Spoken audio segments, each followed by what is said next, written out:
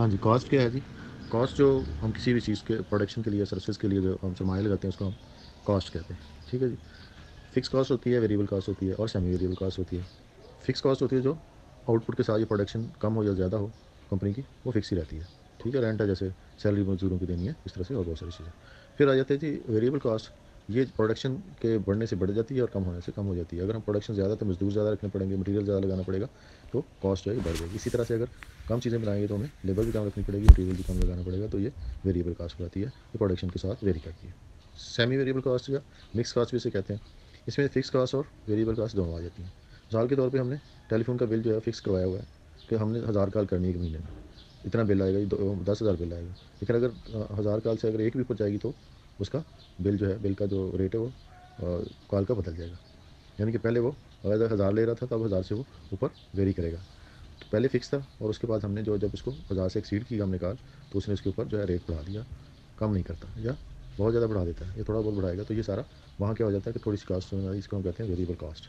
यानी कि fix cost और जो आपकी वेरिएबल कॉस्ट है ये दोनों इसके अंदर आ जाती हैं। मिक्स कॉस्ट भी इसलिए इसको कहते हैं।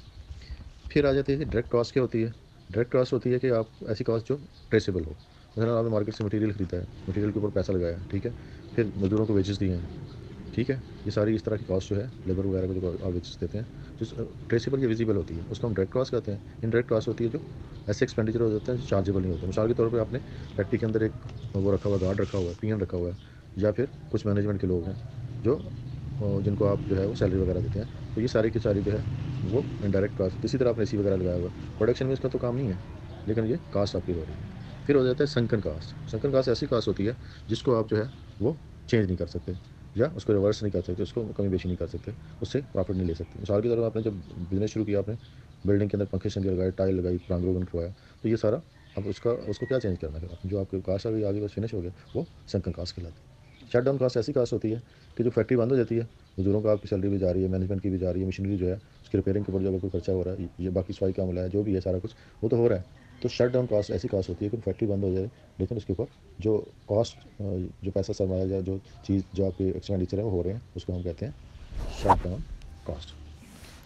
फिर आ जाता है जी मार्जिनल कास्ट। मार्जिनल कास्ट वो कास्ट होती है कि आपने से कि 1000 जो है वो आइटम बनानी थी, वो बना ली और उसके ऊपर आपका जो है वो प्रॉफ़िट जो भी आपने रखा था वो आपने कमा लिया। लेकिन उससे अगर आप एक भी ज़्यादा बनाएँगे यूनिट, तो वो आपका क्या कहलाएगा, उसके ऊपर जो भी कास्ट आएगी वो मार्जिनल कास्ट आएगी। फिर ब्रेक इवन क्या होता है? ब्रेक इवन पॉइंट क्या होता है? कि आपका टोटल रेवेन्यू जो है वो कॉस्ट के बराबर हो जाए।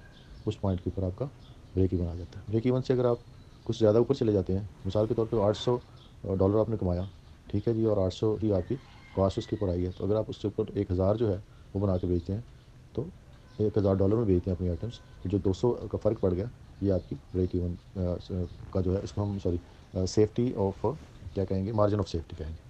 ठीक है? आप जो है ना अपने ब्रेक इवन से थोड़ा-सा ऊपर चले गए। ठीक हो गया? तो ये था हमारा बेसिक कुछ चीज़ें कॉस्ट के बारे में। ठीक है? तो इसके अलावा हम डायरेक्ट कॉस्ट और इनडायरेक्ट की बात पहले ही कर चुके हैं। ठीक है? ओवरहेड क्या होते हैं? ये फिक्स्ड कॉस्ट होती है किसी भी कंपनी की।